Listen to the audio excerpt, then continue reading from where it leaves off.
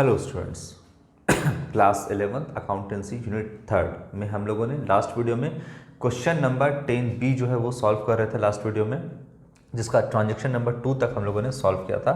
आज हम स्टार्ट करेंगे ट्रांजेक्शन नंबर 3 से। क्या कहता है चलिए समझते हैं। Sold goods to Satya Prakash costing 20,000 at a profit of 20% on sale less 10% trade discount and paid cartage of ₹100 लिखता है ब्रैकेट में to be charged from the customer. चलिए सबसे पहले पूरे डिटेल में इसको समझते हैं कि क्या क्या हुआ। पहले ये बिजनेस है और जो भी रिकॉर्ड करते हैं बिजनेस के पॉइंट ऑफ व्यू से रिकॉर्ड करते हैं। सेपरेट एंटिटी कंसेप्ट या बिजनेस एंटिटी कंसेप्ट हमें यही कहता है। आपने सामान बेचा किसे है? सामान जो बेचा है आपने वो बेचा है सत्य प्रकाश को। इन्हें सामान बेचा गया है। कितने का सामान बेचा गया है? तो कहता है कि जो सामान बेचा गया है वो कॉस्ट प्राइस है 20,000 का सामान बेचा गया है सत्य प्रकाश को। सत्य प्रकाश को 20,000 का सामान बेचा गया है और कहता है कि जो प्रॉफिट है, अच्छा बिजनेस कॉस्ट प्राइस पर तो सामान बेचेगा नहीं कि 20,000 का सामान 20,000 में बेच दिया। बेचेगा तो जाहिर सी बात है कि उस पर प्रॉफिट भी लेगा। तो यहाँ पर कहता है कि जो प्रॉफिट है वो है आपका 20% ऑन सेल, यानी प्रॉफिट जो है वो क्या है आपका 20% ऑफ सेलिंग प्राइस है। अगर कॉस्ट प्राइस कहता तो 20,000 का 20% निकालते और हम इसको ऐड कर देते हैं, मतलब कितना होता है 4,000 रुपया है ना। 20% अगर हम बोलते हैं तो 4,000 रुपया ऐड करते हैं तो हमारा सेलिंग प्राइस बनता 24,000 रुपया। कितना बनता? 24,000। ठीक है, लेकिन ये नहीं कह रहा है, ये कह रहा है कि प्रॉफिट जो है 20% of selling price, selling price का 20% जो है वो प्रॉफिट है। अब यहाँ पर हम लोगों ने क्या जाना है कि कॉस्ट प्राइस में प्रॉफिट ऐड कर देंगे तो क्या बनेगा सेलिंग प्राइस, और सेलिंग प्राइस में से मतलब हम जो सामान बेच रहे हैं cost plus profit, selling price में से क्या माइनस करेंगे? ट्रेड डिस्काउंट माइनस करेंगे, तब जाकर के हम सामान बेचेंगे। अभी कैश डिस्काउंट नहीं है, इसको हटा दे रहे हैं। क्या करेंगे? कॉस्ट प्राइस उसमें अपना प्रॉफिट ऐड करेंगे, फिर ट्रेड डिस्काउंट माइनस करेंगे तो वो जो है सामान बेचा जाएगा। यहाँ पर सत्य प्रकाश को सामान बेचा गया है, कहीं भी नहीं बोला है कि कैश में बेचा गया, मतलब उधार में बेचा गया है। ठीक है, 20,000 का प्रॉफिट जो है 20% ऑफ सेलिंग प्राइस। ठीक है, इसके बाद आगे कहता है कि जो कार्टेज है यानी जो भाड़ा, बिजनेस ने जो सामान बेचा सत्य प्रकाश को और जो भाड़ा दिया कहाँ से, तो बिजनेस से सत्य प्रकाश तक सामान पहुँचाने का, वो भाड़ा भी जो है कहता है to be charge from customer. Business के लिए कौन है कस्टमर? सत्य प्रकाश। तो कस्टमर से ही चार्ज कर दिया गया, यानी भाड़ा यानी कार्टेज भी कौन दिया? सत्य प्रकाश ने ही यहाँ पर कार्टेज भी पे किया। क्लियर है आपका? कार्टेज भी सत्य प्रकाश ने पे किया। चलिए अब इसको हम समझते हैं, इसको कैसे बनाएंगे वो हम समझते हैं। यहाँ पर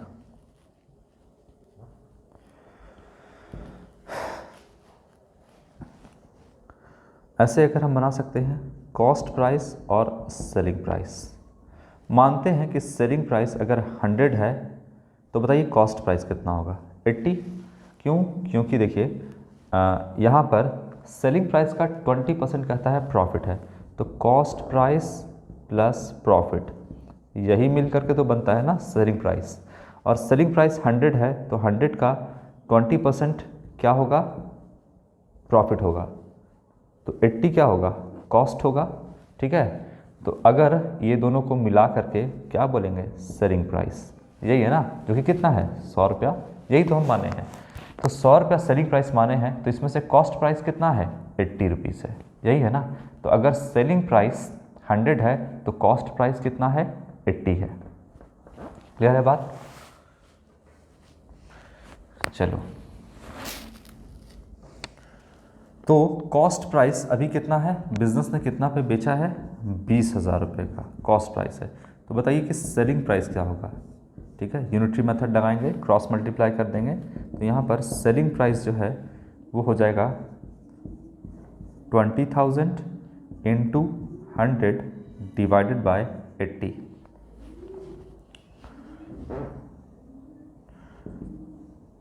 तो ये हो जाएगा ₹25,000। ठीक है, ये कितना हो जाएगा आपका 25,000 निकलेगा सेलिंग प्राइस। क्लियर है बात? अब सेलिंग प्राइस में से क्या माइनस कर देंगे, देखिए यहाँ पर आ गया सेलिंग प्राइस 25,000, इसमें से माइनस करेंगे हम ट्रेड डिस्काउंट। कितना है ट्रेड डिस्काउंट? ट्रेड डिस्काउंट जो है वो कहता है आपका 10% है, तो माइनस कर देंगे 10%। किसका? आपका 25,000 का 10% 2,500 रुपये ट्रेड डिस्काउंट आया। तो सामान एक्चुअली में हम कितना में बेचे हैं? 22,500 में सामान हम बेचे हैं प्रॉफिट के साथ सत्यप्रकाश को। तो देखिए सत्यप्रकाश को कितने में बेचे हैं? आप ऐसे देखो 25,000 का सामान 25,000 में बेचे हैं, इसमें से 2,500 तो ट्रेड डिस्काउंट है जिसका कोई अलग से जनरेटरी पास नहीं करते हैं। तो एक्चुअली में कितना का सामान बेचे हैं? 22,500 का। यानी सत्यप्रकाश जो है बिजनेस के पॉइंट ऑफ व्यू से डेटर है कितने का? 22,500 का। ठीक है, अब एंट्री बनाते हैं। एक तरीका और ये 25,000 निकालने का, अभी हम इसको बताएंगे, पहले एंट्री पास कर लेते हैं, है ना। एक्स मान के बनाएंगे, वो भी तरीका आपका यहाँ पर हो जाएगा। चलो सबसे पहले एंट्री पास करते हैं। बिजनेस ने उधार में सामान बेचा किसे? तो रिसीवर कौन है? Debit the receiver Satyaprakash. तो यहाँ पे लिखेंगे सत्यप्रकाश डेबिट द रिसीवर। कितने का सामान बेचे हैं? 22,500 आफ्टर ट्रेड डिस्काउंट। 22,500 लिख दिए और लिखते हैं टू सेल्स। बिजनेस ने कितने का सामान बेचा? Sales account. तो 25,000 में से ट्रेड डिस्काउंट हटा देंगे क्योंकि ट्रेड डिस्काउंट का अलग से जनरल एंट्री पास नहीं करते हैं, इसीलिए 22,500 का सामान बिजनेस ने बेचा। तो ये एंट्री आपका बनेगा। देख लो एक बार इसको। अच्छा, इसमें एक चीज़ और था आपका, एक चीज़ और था, कार्टेज। कार्टेज जो है वो कौन पे कर रहा है? तो बोल रहा है कि बिजनेस जो है वो कस्टमर से ही यानी सत्यप्रकाश से ही चार्ज कर लिया। तो बिजनेस को अपना जो है वो 100 रुपया कार्टेज यानी भाड़ा देना नहीं पड़ा। तो बिजनेस को फ़ायदा हो गया कितने का? 100 रुपये का। हम बिजनेस के हिसाब से सोचेंगे, पे करना पड़ा कस्टमर को। ठीक है, पे किसको करना है? To be charge from customer. तो कस्टमर को पे करना है, हमें नहीं पे करना है। तो हमको तो 100 रुपये का फ़ायदा हो गया ना। तो नॉमिनल अकाउंट के रूल से क्रेडिट ऑल इनकम, कार्टेज को हम क्रेडिट कर देंगे 100 रुपया से। ठीक है। अच्छा, तो अब सत्यप्रकाश हमको कितना देगा? जो सामान बेचे हैं उसका 22,500 और 100 रुपया देगा किसका? 100 रुपया देगा कार्टेज का। तो टोटल हम जो है यहाँ पर डेबिट साइड कर देंगे 22,600 रुपया से डेबिट करेंगे। यानी अब डेटर कितने से बन गया सत्यप्रकाश? कितने से डेटर है? कितना लिखा हुआ सत्यप्रकाश के सामने? 22,600। तो यानी सत्यप्रकाश को कितना पे करना पड़ेगा? 22,500 गुड्स का और 100 रुपया कार्टेज का। तो टोटल जो पे करना पड़ेगा कार्टेज के साथ, भाड़े के साथ, वो सत्यप्रकाश को पे करना पड़ेगा 22,600। यानी बिजनेस के लिए डेटर जो है सत्यप्रकाश वो कितने का है? 22,600 का है। ये है, ठीक है, ये एंट्री बनेगा यहाँ पर। चलो, ये हो गया थर्ड नंबर। अब इसका आप जो है एक सेलिंग प्राइस निकालने का एक और तरीका देख लो। यहाँ पर एक्स मान के भी निकालोगे तो भी बन जाएगा। चलिए यहाँ पर हम एक्स मान के भी बनाते हैं, डिटेल में बनाएंगे।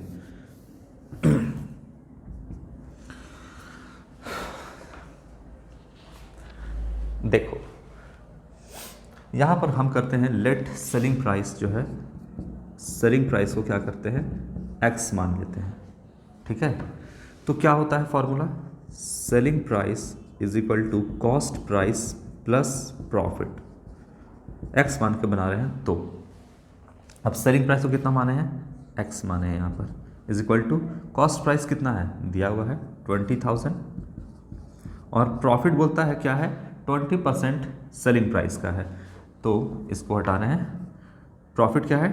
20% सेलिंग प्राइस का है। यानी सेलिंग प्राइस अगर x है तो इसका 20% प्रॉफिट है, यही ना हुआ? x का 20% आपका हुआ प्रॉफिट। तो प्रॉफिट क्या लिखेंगे? 20x/100। इसको काट दो तो हो जाएगा 5 बार में कटेगा। तो यहाँ ऐसे लिखो 20,000 प्लस x बाय 5। ठीक है, या तो इसको इधर ले आओ या यहाँ पर एलसीएम हम ले लेते हैं, कुछ भी कर सकते हो। टोटल ले लो एलसीएम यहाँ पे 5, जैसे समझ में आता है वैसे बना सकते हो। तो ये हो जाएगा 5 दूना 10, 1,00,000 रुपया प्लस x बाई, है ना, प्लस x, ये हो जाएगा आपका। अब ये इधर आएगा 5x 1,00,000, है ना, और प्लस क्या हो जाएगा यहाँ पे x हो जाएगा।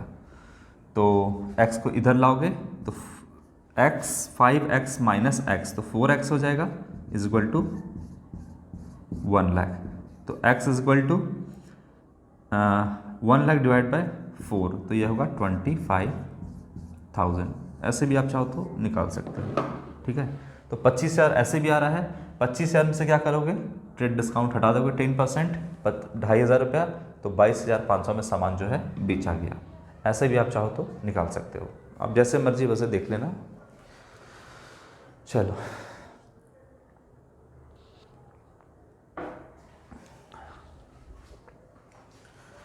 अब लास्ट ट्रांजेक्शन जो है इसका वो देखते हैं, ट्रांजेक्शन नंबर 4।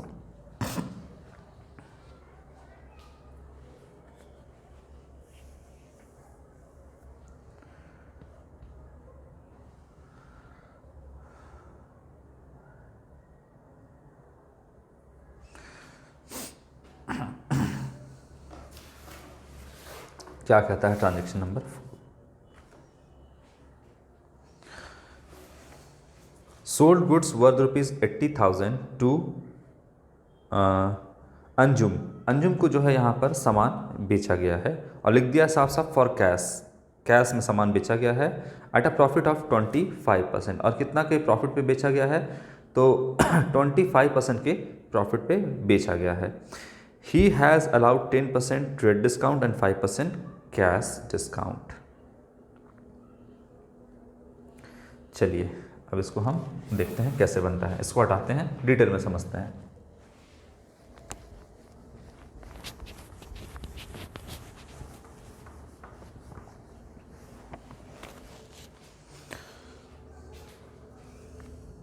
बिजनेस ने सामान बेचा है और सामान जिसको बेचा हुआ है अंजुम,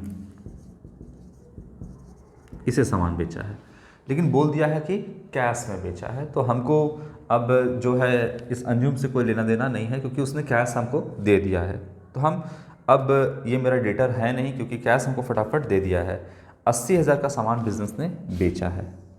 ठीक है, 80,000 सामान बिजनेस ने बेचा है, तो कॉस्ट प्राइस है 80 और बोलता है क्या, एट अ प्रॉफिट ऑफ 25%। तो 80,000 का 25%, ऐसा बोला नहीं है, बोलता है क्या कि अंजुम कैश और 25%, प्रॉफिट ऑफ 25%। कहीं बोला सेलिंग प्राइस का नहीं, इसका मतलब कॉस्ट प्राइस का ही 25% प्रॉफिट है। ठीक है, तो कितना है कॉस्ट प्राइस, देखिए कॉस्ट प्राइस प्लस प्रॉफिट कितना हो जाएगा, तो 80,000 का 25% ये हो जाएगा प्रॉफिट, तो निकलेगा सेलिंग प्राइस। 80,000 का कितना हो जाएगा 20,000 रुपया, है ना, 20,000 रुपया आएगा आपका। 80,000 कॉस्ट प्राइस प्लस 20,000 रुपया प्रॉफिट, तो सेलिंग प्राइस कितना आया 1,00,000 रुपीज़। सेलिंग प्राइस आया 1,00,000 रुपीज़। ठीक है, यहाँ देखते हैं, सेलिंग प्राइस 1,00,000 रुपीज़ आया, ये है सेलिंग प्राइस। अब सेलिंग प्राइस के बाद हम क्या करते हैं, माइनस करते हैं इसमें से ट्रेड डिस्काउंट। तो कितना है ट्रेड डिस्काउंट, 10% का ट्रेड डिस्काउंट है। ट्रेड डिस्काउंट माइनस किए 10% इसका, तो कितना होगा 10,000 रुपया। 1,00,000 में से TD ट्रेड डिस्काउंट हटाते हैं 1,00,000 का 10%, तो हो जाएगा 10,000 रुपया। ये माइनस करेंगे तो एक्चुअली में कितने का सामान जो है वो बेचा गया बिजनेस ने अंजुम को 90,000 का, ठीक है। और इस 90,000 का सामान जो बेचा गया, कितने का बेचा गया आफ्टर ट्रेड डिस्काउंट? 90,000 का सामान अंजुम को बेचा गया, और ये 90,000 इमीडिएट ये अंजुम जो है पे करने को तैयार है बिजनेस को, ठीक है, इमीडिएट पे करने को तैयार है। तो पूरा 90,000 पर डिस्काउंट मिलेगा, कैश डिस्काउंट मिलेगा, यानी बिजनेस क्या करेगा, बोलेगा कि 90,000 नहीं दो, थोड़ा कम दो। कितना कम दो? तो यहाँ पर जो है 5% आपका डिस्काउंट है, 5% कैश डिस्काउंट। कितना हो जाएगा? 90,000 का 5%, 4,500, 4,500, ये ठीक है। तो बोला कि बिजनेस इतना कम दो, 4,500 रुपये हम तुमको डिस्काउंट दे देंगे, क्योंकि तुम 90,000 इमीडिएट दे रहे हो। कोई भी बिजनेस चाहता है क्या है कि कोई भी मेरा पैसा कोई बकाया ना रहे, फटाफट कैश रिसीव हो जाए, ताकि हम जो है आगे अपना स्टेप ले सके, आगे का बिजनेस कर सके, मेरे पास कैश फटाफट आ जाए। कोई भी बिजनेस यही चाहता है, इसीलिए कैश डिस्काउंट देता है। तो यहाँ पर इमीडिएट कैश पेमेंट हो रहा है, तो ये हो जाएगा 85,500 रुपीज़। क्या किया? अंजुम ने इमीडिएट पेमेंट कर दिया। पे करना था कितना? 90,000, लेकिन पेमेंट एक्चुअली में कितना किया? 85,500 रुपीज़, ठीक है। अब सारा काम हम लोगों ने कर लिया है, अब हमको कुछ नहीं करना है, सिर्फ जर्नल एंट्री पास करना है। चलो अब जर्नल एंट्री पास करते हैं।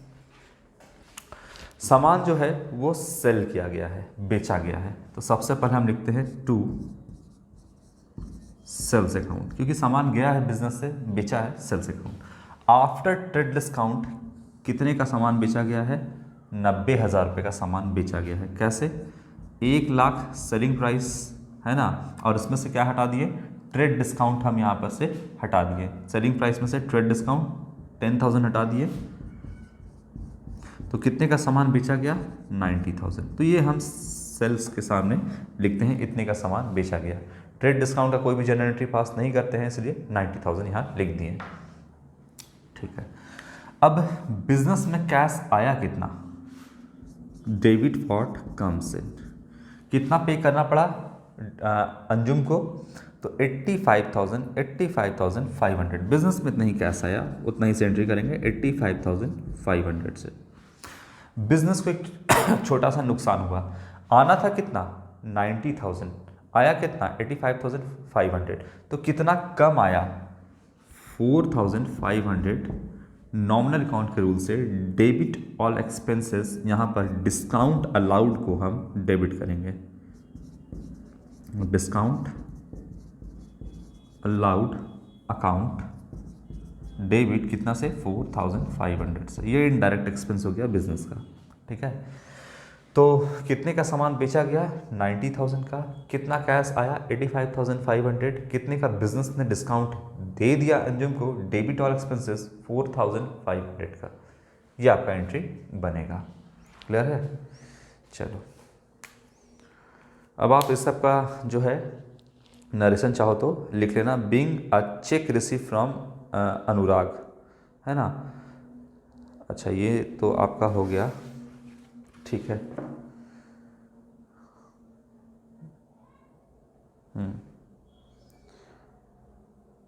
अंजुम से, ठीक है।